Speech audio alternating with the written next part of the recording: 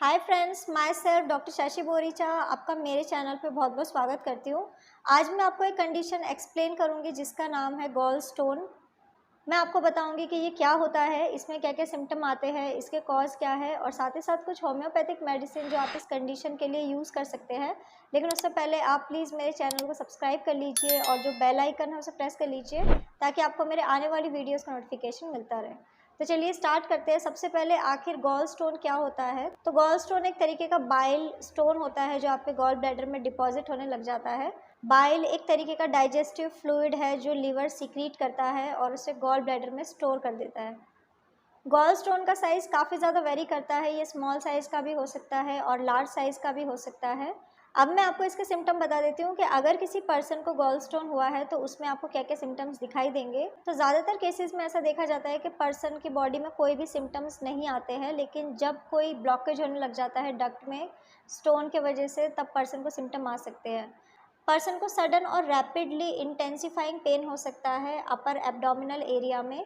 इसके अलावा ऐसे पर्सन को एब्डोमेन के सेंटर एरिया में भी पेन हो सकता है।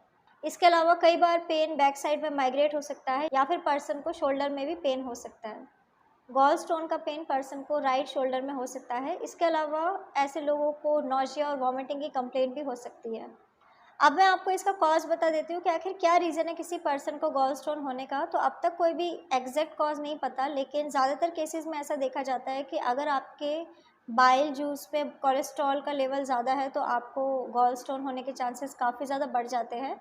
इसके अलावा अगर आपके बाइल में बिलीरुबिन पिगमेंट का कंटेंट ज़्यादा है तब भी आपको गॉल स्टोन हो सकता है। इसके अलावा अगर आपका गॉल ब्लैडर एम्प्टी नहीं हो रहा है करेक्टली तब भी आपको ये कंडीशन हो सकती है। अब मैं आपको इसका रिस्क फैक्टर बता देती हूँ कि आखिर कौन कौन से लोग सबसे ज़्यादा रिस्क में होते हैं जिन्हें ये कंडीशन हो सकती है।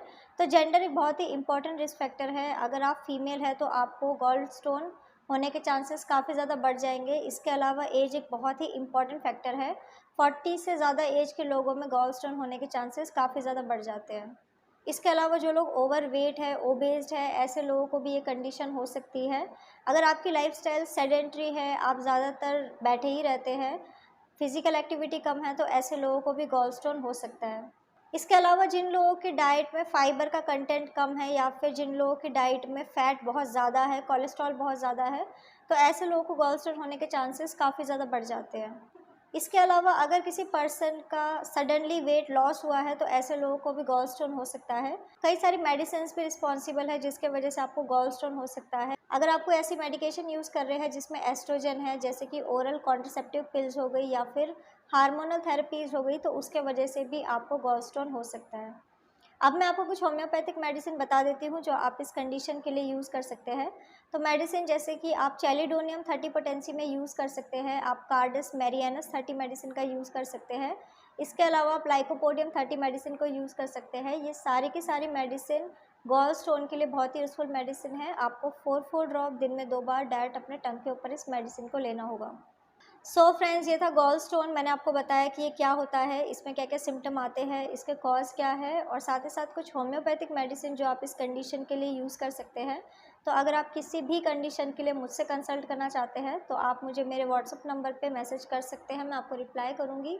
तो अगर आपको मेरा ये वीडियो यूज़फुल और इन्फॉर्मेटिव लगा हो तो आप प्लीज़ इसको लाइक कर दीजिए और साथ ही साथ आप मेरे चैनल को सब्सक्राइब कर लीजिए और जो बेल आइकन है उसे प्रेस कर लीजिए ताकि आपको मेरे आने वाली वीडियोज़ का नोटिफिकेशन मिलता रहे। तो आज के लिए बस इतना ही। Thank you.